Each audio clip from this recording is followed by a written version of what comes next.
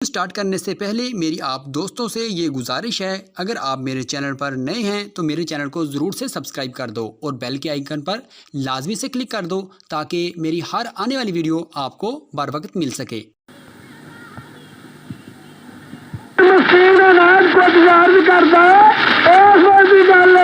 जब हज़रत शाह अली मौला मुश्किल कुशा दे तोड़ो एक यतीम मस्कीन आके दो फरजंद राह मौला मंगदा है। हला पुत्र सर्दिया नाज को दिया पुत्रा दे हलात दुनिया के केडी प्यारी होंगी है। पिछली उम्र का खीरी दिखा के अपने जोड़ी सुल्तान अहमद खान चीमे नूं सुना की गल है।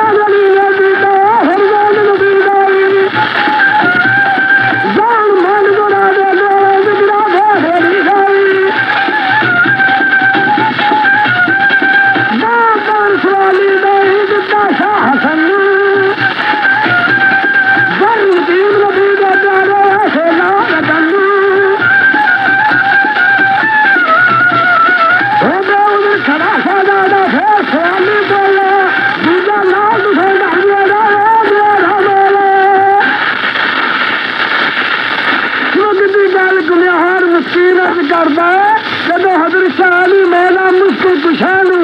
एक काफिर बनन चलिया गढ़ दमूर दे विचों पिछे शाह मदीने हला पुत्र सर्दिया अनैन को दिए कुम्हार मस्कीन का पुत्रा पिछली उम्र का खीरी रिका दे कीमिया का कुम्हारा दुआ में